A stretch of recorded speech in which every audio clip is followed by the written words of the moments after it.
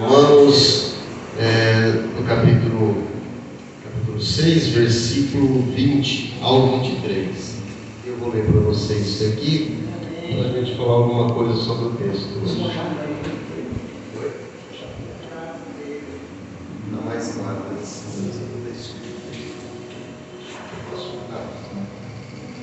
Glória a Deus. Glória a Deus. Glória a Deus. Eu vou fazer uma leitura rápida aqui para vocês, um pedacinho. Romanos, capítulo 6, versículo 20 ao 23, amém? Amém. Porque quando ereis servos do pecado, estareis livres da justiça. E que o fruto tinheis então das coisas de que agora vos envergonhais, porque o fim delas é a morte. Mas agora, libertados do pecado e feitos servos de Deus, tendes o vosso fruto para a santificação e por fim a vida eterna. Porque o salário do pecado é a morte, mas o dom gratuito de Deus é a vida eterna por Cristo Jesus, nosso Senhor. Amém. Nós vamos falar um pouquinho hoje sobre os pecados da Bíblia. O que passou, quais foram os nomes. Então, eu trouxe um texto para vocês que chama 11 homens e um pecado. Nós vamos viajar um pouquinho no tempo, desde lá do início, até um pouco mais adiante, explicando alguns acontecimentos. Vamos falar um pouquinho do tal de pecado e de quem seria a responsabilidade por entrar nesse caminho sinuoso, sombrio, que leva à morte. Isso falamos lá em Romanos, no capítulo 6, versículo 23. Sabe-se biblicamente que Deus, através da sua revelação, através da sua palavra, nos orienta para que não caímos em ciladas, ou seja, para que a gente não entre com erro e nem caia no pecado, em falcatruas, e assim o pecado faça morada em nós. Quando Deus fala não pode, é porque não podemos fazer assim teimosamente. Se assim o fizermos, estaríamos pecando. E esse simples ato de pecar tem consequências graves: a morte eterna espiritual e o banir da face de Deus por toda a eternidade. Se errarmos consciente, o pecado é maior, porque estaríamos pecando contra Deus nesse momento. Encontramos nas Escrituras 11 grandes homens. Esses homens eram admirados, olhados e acompanhados por Deus, que agiam segundo a vontade de Deus, que eram em sua maioria considerados íntegros, mas que por algum motivo ou algum momento não agiram conforme as ordens do Pai Celestial. E por esse motivo caíram, pecaram e ficaram a um pequeno passo de alcançar a totalidade da promessa de Deus.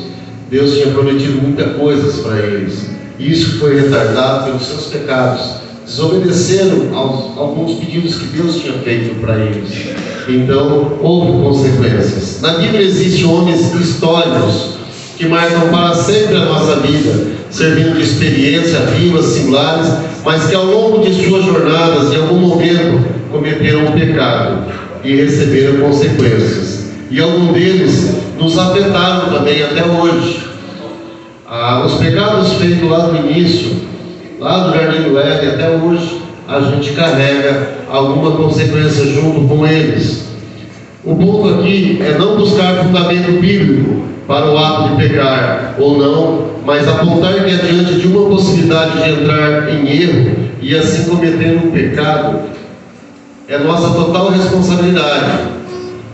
A gente coloca muita culpa aí no demônio, né? Eu não gosto de falar o nome dele, mas vamos falar um pouquinho. A gente coloca a culpa deles, né? E nós queremos, às vezes, atribuir toda a responsabilidade para ele. Mas nós temos o livre-arbítrio. Deus deu isso para nós. Então, muitas consequências são atos nossos, não são atos só do inimigo. A gente comete esse abuso perante a Deus, sabendo que não poderia fazer. Então a gente culpa, né, o tal do diabo, como muitos querem atribuir como causador de tal ato. Então agora eu vou apresentar para vocês 11 homens, alguns considerados pelo próprio Deus segundo o coração de Deus. Ou seja, alguns desses homens eram observados diretamente do trono celestial pelo próprio Criador, e qual algum deles eram considerados bons, agiam e viviam conforme a vontade do próprio Deus.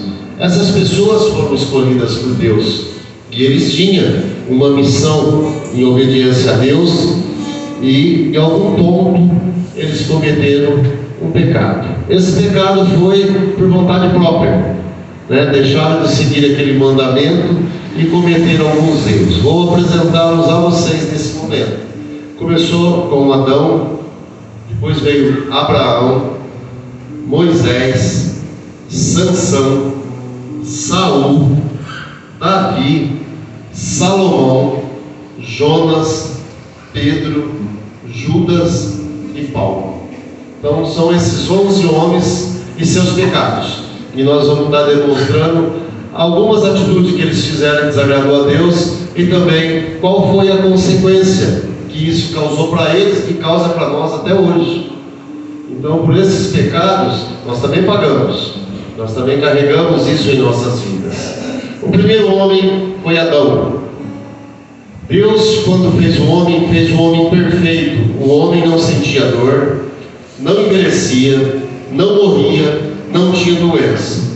O homem era eterno, ele vivia muitos e muito tempo, e era semelhante a Deus. Isso está lá em Gênesis, capítulo 1, versículo 26. E a única coisa que Deus fala não pode era comer de apenas um fruto. Foi isso que Deus falou: vocês não podem comer esse fruto. Era a única coisa que Deus pediu para eles que não fizessem. Está lá em Gênesis, capítulo 2, os versículos 16 ao 17.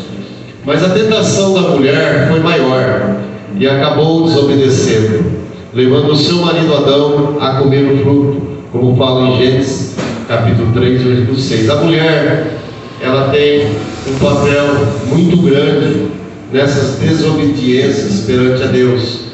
Em alguns casos, em algumas passagens aqui, vocês vão ver que a mulher tem uma participação, né? Então, o homem, ele cede ao capricho, às vezes, da mulher. Às vezes, a vaidade da mulher, o homem se acha forte porque tem um look, né? Ele é macho, mais forte, né? Então, ele acha que ele domina a mulher. Mas a mulher, nessa prosperidade aí de erros, desde lá do Adão, ela conheceu uma coisa chamada vaidade. A vaidade é muito forte, é a beleza. E através dessa beleza, dessa vaidade, e depois pelo erro, conheceu até a parte da sexualidade, a mulher tem uma influência muito forte no homem. A mulher domina o homem é mais forte, é o macho, é o predominante, mas a mulher, com a sua vaidade, com a sua sensibilidade, ela domina o homem totalmente. Então, os erros aconteceram em alguns casos por essa vaidade. A mulher, por ser mais fraca e mais furiosa, ela induziu o homem ao erro. E o homem, por esse capricho de vaidade da mulher, pela beleza da mulher, o homem cedeu. O primeiro homem a cometer esse erro, então, foi Adão. Mas a tentação da mulher foi maior e acabou desobedecendo, levando o seu marido Adão a comer o fruto, que nem fala em Gênesis, capítulo 3, versículo 6. Adão não devia ter comido do fruto, ele tinha que ter autoridade sobre a mulher e repreender a mulher de ter comido do fruto, mas ele foi fraco e acabou pecando junto. Adão tomou uma atitude por sua própria vontade, mas influenciado por sua companheira de paraíso, a Eva. Então a Eva teve um papel nesse pecado. Ela conseguiu fazer com que Adão cometesse esse erro. Isso trouxe consequências. E qual foi essa consequência? O homem e a mulher deixaram de ser eternos. Eles não vão viver mais para sempre. A partir dali, os anos de vida foram menores e veio a morte após a velhice. E mais ainda, a mulher passou a sentir dor na gravidez. coisa que não existia. O homem tem que trabalhar até morrer para se sustentar. Então, o pecado maior começou ali, e isso foi transferido para nós. Deus amaldiçoa a terra, e o homem começa a ter que trabalhar para sobreviver até que morra. Então, o homem não é mais eterno. A data de validade dele é prescrita por Deus. Naquela época se vivia até muito mais, porque não existia toda essa porcaria que existe hoje na comida, no agrotóxico, esses remédios. Tudo era medicinal, natural naquela época. Comida sadia, água limpa, não existia poluição, o agrotóxico ainda, as coisas não existiam, o dióxido de carbono dos carros naquela época não existia. Então o nosso mundo naquela época era melhor que hoje. Então o padrão de vida demorava mais para a pessoa morrer. Hoje a gente tem uma faixa etária aí de 75, 80, vai até 90 em alguns casos, e passa para 100. Naquela época se vivia 120, 130, 150, até 300 anos. Mas por quê? Porque a saúde era melhor, né? Não se comia tanta coisa estragada. O segundo homem a cometer um erro foi Abraão. Deus fez uma promessa a Abraão, que dele sairiam nações. Abraão tinha uma mulher que se chamava Sara. Ela não podia ter filhos, pois já era velha. Então, para que a promessa de Deus se cumprisse, Sara dá sua escrava chamada Agar para ter filhos de Abraão. Mas Abraão não podia fazer isso. É uma traição. Isso era contra o regulamento, era contra as leis. Ele tinha que falar não, porém ele aceitou. Abraão então tem relações com Agar, e ela dá luz ao menino chamado Ismael, conforme fala em Gênesis, capítulo 16, versículo 4.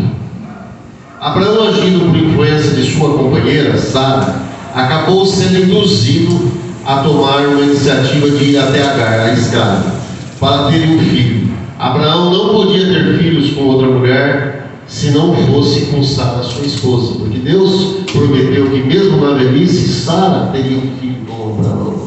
E ela se precipitou e convenceu Abraão a ter relação com a escrava, Agar, no qual tiveram um filho. Isso teve consequências. Mais uma vez, o homem foi influenciado pela sensibilidade da mulher. A mulher foi um ser dominante sobre o homem aqui também. A consequência: Ismael nasceu, que era o filho de Abraão com a escrava Agar. Ismael, que não era filho da promessa, foi patriarca dos árabes, que são inimigos do povo de Israel, até hoje. E o patriarca de Israel foi Isaque, que era o filho da promessa de Deus que fez a Abraão. A consequência desse pecado gerou rivalidade de milhares de anos entre uma nação e outra. Então houve muita guerra e aquela paz foi ameaçada. E a prosperidade, que era essa nação que Deus tinha prometido para Abraão, também se comprometeu. O terceiro homem na Bíblia, com seu erro, foi Moisés. Deus tinha libertado os hebreus do Egito, estava direcionando eles de volta para a terra prometida, e colocou Moisés para liderar o povo. Só que no caminho aconteciam muitas coisas, e o povo murmurava contra Deus. Em todas as coisas que aconteciam, eles criticavam Moisés, falando que era melhor voltar no Egito que seguir caminhada com ele. Isso está lá explicado em Êxodo, se depois alguém tiver curiosidade. Moisés, em Êxodo 14, versículo 11, 12, 15 e 24. Capítulo 16, versículo 2 e 3, até o capítulo 17, 2 e 3 também. Então ali tem a explicação sobre essas coisas. Até que o momento eles ficaram com sede e não tinha água para beber. Então eles reclamaram com Moisés. Isso está explicado lá em Números. E Moisés pede ajuda ao Senhor, e Deus fala para ele ferir a rocha com o bastão, que sairia água. Mas Moisés se ira com o povo, chamando de povo rebelde, e com raiva bateu na rocha 2 vezes. Moisés, diante da pressão popular e das lamentações e murmúrios, acabou sendo acometido pelo engano, pela raiva e pelo nervoso. Não era para bater 2 vezes na rocha, mas somente falar com ela, e não era para se irar contra o povo, pois ele era o líder. Ele não poderia demonstrar que ele estava mais fraco que o povo. Naquele momento ele perdeu a sua força, a sua soberania, porque ele se irou. No momento que ele se iria, o povo viu que ele perdeu a tranquilidade. Ele perdeu a tranquilidade, ele cometeu um erro. Ele fez uma coisa diferente que Deus pediu. E qual foi a consequência? Moisés e algum daqueles povos não entraram na terra prometida. Moisés perde o que Deus tinha prometido para ele.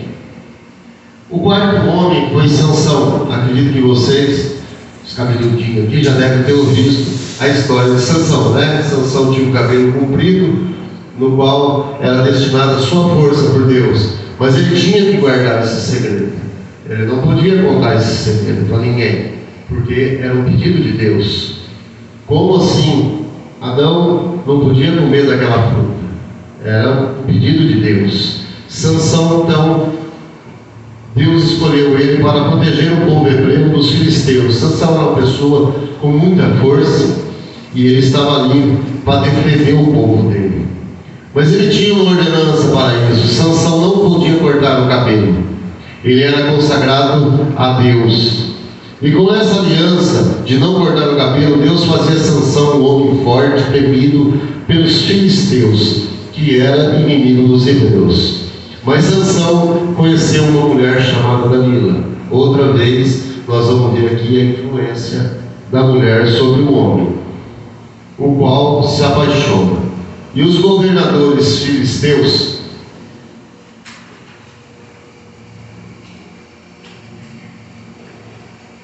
quando descobrem que Sansão se apaixona por uma mulher do seu povo, foram falar com Dalila e lhes ofereceram muito dinheiro se ela descobrisse a fraqueza de Sansão e contasse para eles o segredo. Dalila se aproveita do amor de Sansão por ela e tenta descobrir por 4 vezes a fraqueza de Sansão. Na última tentativa, ela decide contar. Então, ela corta o cabelo e fazendo ficar fraco. Sansão não podia contar o seu segredo para ninguém, muito menos para Dalila. Ela era consagrada a Deus e seus longos cabelos representavam a aliança e a fidelidade com Deus. Sansão, movido pelas paixões humanas, confiou a Dalila o segredo da aliança da sua força. Isso teve uma consequência. E qual foi? Deus abandona Sansão, fazendo ele fraco. Ele fica cego e começa a ser humilhado, trabalhando, virando no moinho. Amém. O quinto homem foi Saul. Deus unge Saul para ser rei. Saul governa o povo por um tempo, até que Deus dá uma ordem a ele, pedindo para que destruísse todos os malequitas. A ordem era para destruir tudo, mas Saul fez o que não era reto ao Senhor. Saul tinha ficado orgulhoso. Ele pensou que seria melhor agradar a Deus com sacrifício do que com a obediência. Não era para ele fazer nada além do que Deus ordenou, e por sua vaidade humana acabou tendo uma outra atitude. Então Saul também desobedeceu a Deus e teve a consequência dele. Saul foi rejeitado pelo Senhor como rei. O Espírito Santo não estava mais em Saul. Pelo pecado cometido por Saul, levou seus filhos e a sua própria vida à morte. Tem glória a Deus aí, gente? Vamos glória a Deus! Aleluia! Aleluia! Glória a Deus, aleluia! O sexto homem foi um homem forte diante de Deus, escolhido por Deus, cometeu também seu erro, era Davi, o escolhido segundo o coração de Deus. Davi era fiel a Deus e Deus ajudava Davi em tudo. Davi era ungido por Deus para ser rei. Davi tomou o lugar de Saul. E em todas as batalhas Davi ganhava com a ajuda de Deus. Mas Davi achou melhor descansar um pouco. Então Davi observava uma mulher chamada Batseba e chama para ter relação com ela. Depois disso ela engravida, mais uma vez uma mulher na jogada. E quando Davi diz, não estou falando mal de vocês não, tá? Eu estou falando que o inimigo às vezes usou, né, a fraqueza da mulher, essa vaidade, para poder convencer o homem. Quando Davi descobre isso, ele tenta de várias formas enganar Urias, que era o marido de Batseba, mas não conseguiu. Então ele fez com que Urias morra em campo de batalha. Davi tinha cometido adultério e homicídio. Ele forçou essa situação e ainda depois mandou o marido dessa mulher para o campo de batalha para que morresse lá. E ele morreu. E ele teve a consequência. O filho que Batseba tinha dado à luz, que era de Davi, morreu ainda bebê. O incesto é cometido entre os filhos de Davi. Assassinato entre irmãos, filhos de Davi, acontece. Os filhos de Davi, eles cometeram também assassinato entre eles, um matou o outro. Davi correu o risco de perder o seu reinado para um dos seus filhos, Samuel. Esse foi a consequência de Davi. O sétimo homem foi Salomão. Salomão, de todos os reis nomeados por Deus, foi o mais sábio. Por quê? Porque Deus ofereceu para ele esse reinado e ele pediu simplesmente sabedoria. Ele não pediu riquezas, ele não pediu muita coisa, ele pediu para que Deus tornasse o sábio. E Deus concedeu isso para ele. E através disso também, Deus colocou muitas riquezas na vida dele. Salomão, ao se tornar rei, ele já tinha tudo: mulher, dinheiro, poder e muitas riquezas, pois ele tinha herdado o trono do rei Davi, seu pai. Salomão era novo e não sabia como governar o povo. Então ele pede sabedoria a Deus para ele governar o povo com justiça e lidar com situações de seu povo. Deus se agrada ao pedido de Salomão. Ele dá não só sabedoria, mas muitas riquezas e honra. Salomão foi o mais sábio de toda a Bíblia, mas ele acabou se relaxando. Ele fez uma coisa que não podia, que era misturar o povo de Deus com outros povos. Salomão tinha muitas mulheres em seu povo, não precisava de mulher de fora, mas mesmo assim ele se misturou com quem não devia e se casou com pessoas erradas, fazendo ele se afastar de Deus e adorando ídolos. Salomão passou a adorar ídolos também. Salomão pecou contra Deus e não foi fiel a ele. A sua vontade própria, achar que não tinha mais importância. Salomão se julgou, deixou que várias mulheres de fora fizessem parte do cotidiano deles. Isso teve consequências. Tem glória a Deus aí, gente? Glória a Deus, aleluia. Oh, glória a Deus, aleluia. Aleluia. Salomão teve suas consequências. Salomão é rejeitado como rei para Deus, fazendo ele perder o reinado para um dos seus oficiais. Deus amaldiçoa por um tempo a descendência de Davi. Continuo? Os irmãos conseguem mais um pouquinho? Sim. Quer que eu fale? Então nós vamos falar do oitavo homem. Tem glória a Deus aí? Glória a Deus. Aleluia. Deus, aleluia. Existe uma cidade chamada Nínive, onde vivia bárbaros, pessoas de má fama que matavam. Então nós estamos falando de Jonas. Pessoas, eles viviam de sangue. Então Deus chama o profeta Jonas para ir a Nínive, dizer para eles se arrependerem. E Jonas conhecia aquele povo e com medo não foi como Deus havia mandado. Então ele fugiu da presença de Deus para o lado contrário. Não era para ficar com medo, pois Deus era com ele, também não era para ele se esconder, pois não tem como se esconder do Senhor. Jonas, nós chamamos ele de profeta fujão. Deus fez um chamado para ele, ele fugiu do lado oposto para se esconder de Deus. E teve uma grande tempestade no mar e depois foi até engolido por um peixe. Perto da morte, da angústia, ele chama a Deus, clama a Deus, e Deus faz esse peixe cuspir ele. E Jonas voltou a ser obediente e foi fazer o que Deus pediu. No final ainda questionou muito Deus, então ele teve as consequências dele também. O barco onde ele estava quase afundou, levando ele e os marinheiros à morte. Jonas foi jogado no mar, sendo engolido por um grande peixe. Essa é a história de Jonas. O nono homem foi Pedro, também chamado de Simão. Pedro era um pescador que foi chamado por Jesus para lhe ser um dos discípulos.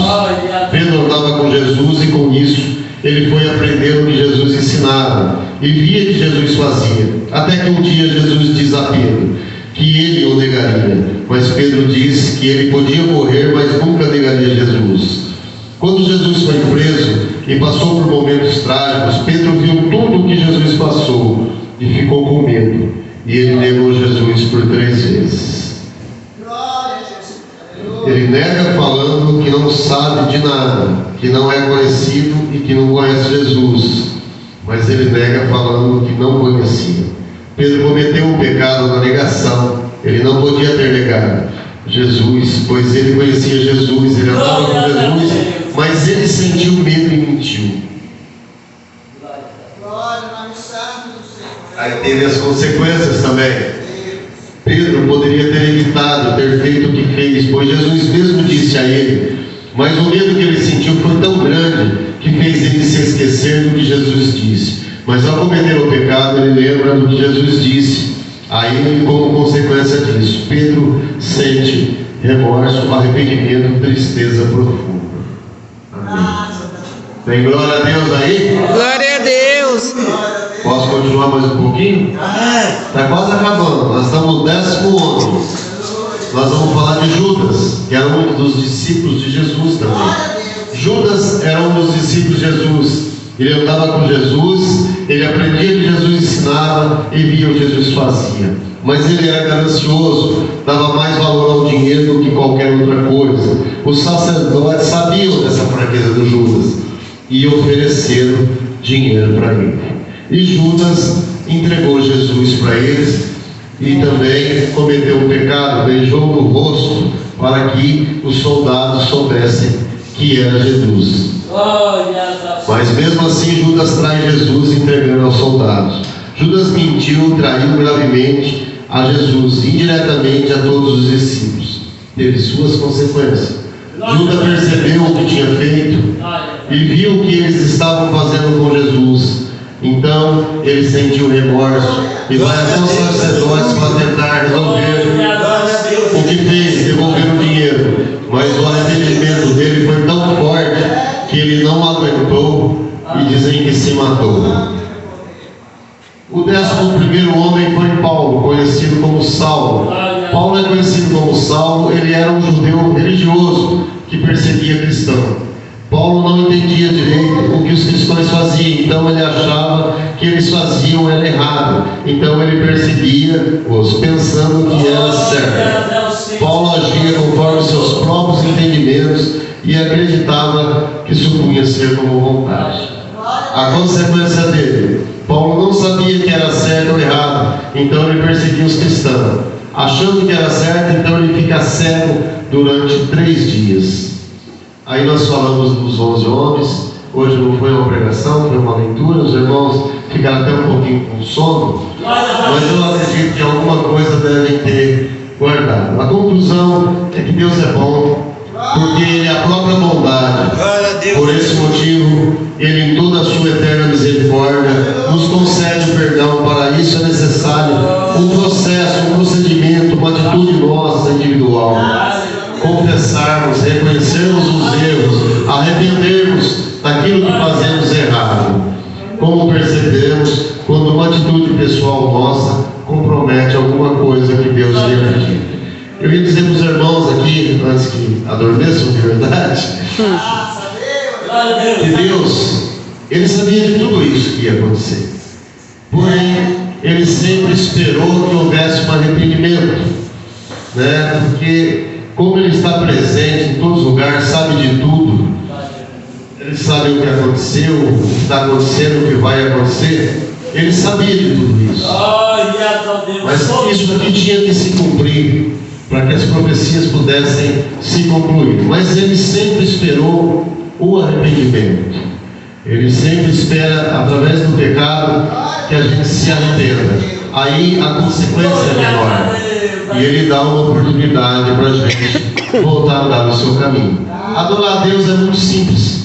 Basta seguir os seus mandamentos, as suas palavras e fazer o que é certo. Às vezes muita gente fala assim: nós não ouvimos o que Deus fala. Mas se vocês ouvirem a consciência de vocês, o que é certo, o que é errado, vocês vão saber que estão obedecendo a Deus. Irmãos, agradeço aqui a minha oportunidade. Não deu tempo de preparar um sermão, mas quis trazer essas leituras hoje para a gente fazer uma pequena viagem pelo conhecimento da Bíblia, tá bom? Amém. A paz do Senhor a todos e obrigado por essa rica oportunidade. Amém. Amém.